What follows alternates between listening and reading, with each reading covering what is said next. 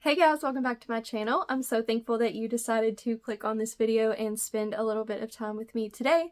I am so excited to show you some of the recent projects that I have been working on. So I've really switched things up over the last couple weeks. So last time I checked in with you, I had been making a lot of wearables, and I still have a couple wearables on my hook right now, but I really just needed a break from that because I had been doing that for many weeks. I've made this sweater that's behind me. I have a video about that. I will link it in the description. And yeah, I've just been working on a lot of different wearables, and so I just needed a little break and I needed to kind of switch gears and do some smaller, quicker projects. I am going to be sharing with you 4 finished objects that I have made, and I will link all patterns in the description. So if you are wanting to make any of these patterns, I will definitely link them for you so that you can do that. I've also recently become an affiliate with Premiere, so I have a coupon code I can offer you, and I have a link if you use that link and would like to purchase any yarn through the link. Then it helps to support my channel. I get a very small commission from that, and so if you would like to do that, I would appreciate that so much. So the first couple things I want to show you, they are the same pattern, but I wanted to make them with 2 different types of yarn and see how they turn out. And I'm sure that most of you have probably seen these lately. I wish that I would have known about these when I made my crochet trends video, because these are very much trending right now, and that is loaf cats. So if you haven't heard of a loaf cat, it is basically a cute little cat pattern that is kind of shaped like a loaf of bread. So this is actually I made using Bernat blanket. I think this was the color wispy white or white wispy, something like that. I can't remember exactly the name, but I thought it was a great cat color because it has these different variations of like white and cream and tan.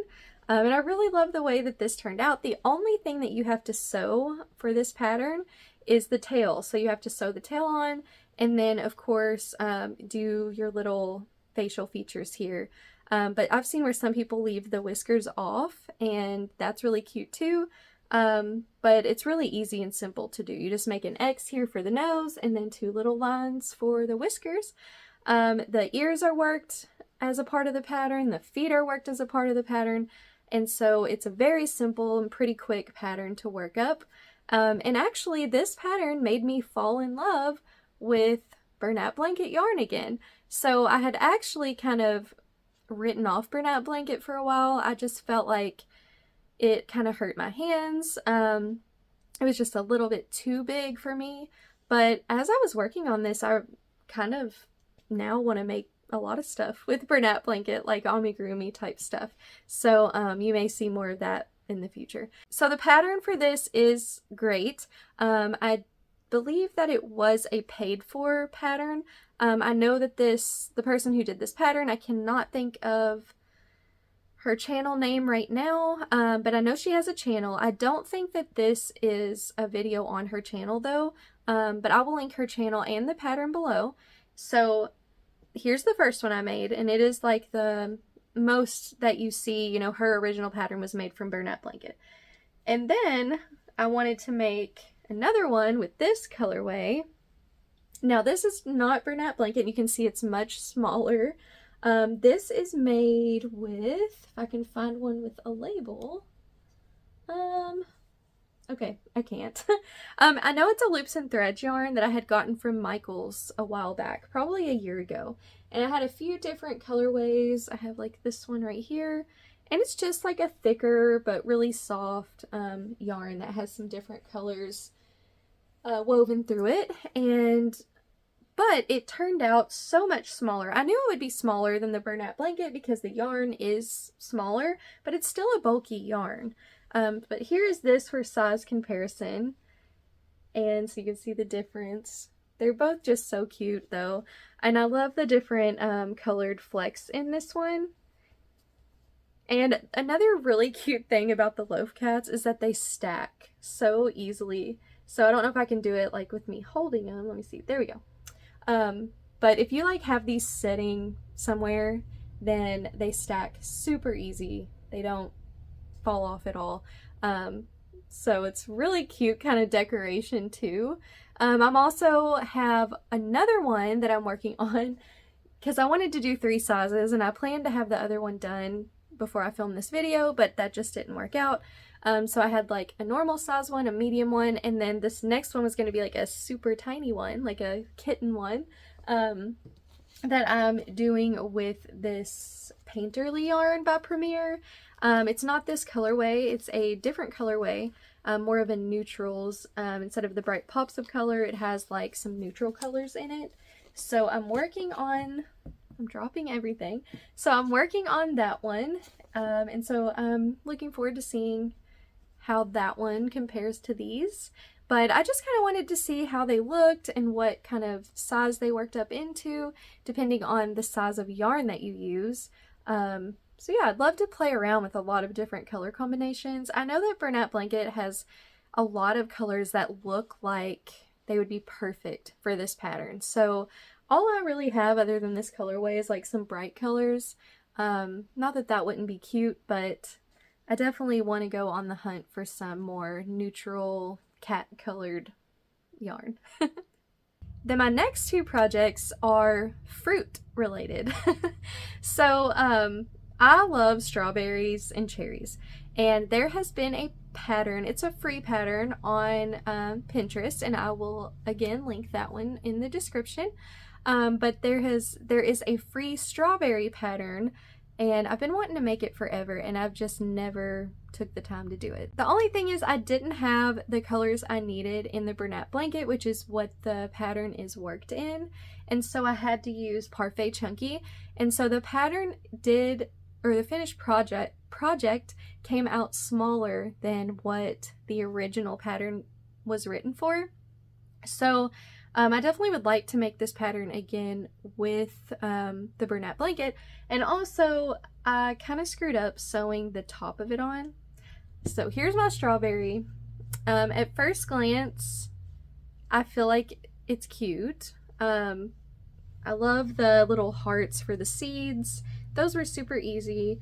I love how the stem part like sticks up here, and the pink is just bright and beautiful. Again, the original pattern, if you used Bernat Blanket, would have been quite a bit bigger, and that's really what I was wanting. But I just still wanted to try out the pattern and thought these colors were perfect. And as you can see, if you look at it from certain angles, I definitely sewed the top on crooked. I hate sewing on amigurumi. I'm not good at it. I don't know what it is, but I'm very impatient. I don't want to take the time to like pin it down, and I'm not good at it. So I'm not happy about that. Like I said, if it's just like sitting somewhere, maybe like from this angle, you know, you wouldn't really tell. But if you really get to looking at it, it's definitely not centered. But it's still cute, and it was a trial run, so again, I'll make it again and hopefully it'll work out better. Okay, and then this next one I'm like really excited about. So a lot of you have probably heard of the pattern book Kawaii Crochet by Melissa Bradley. If not, I will post a Amazon link to that pattern book. It's definitely one of my favorite pattern books. It is all like food related items, and it's all items with cute little faces. But in the pattern book, she only uses a like 4-weight or a 3-weight yarn to make hers, so they come out pretty small.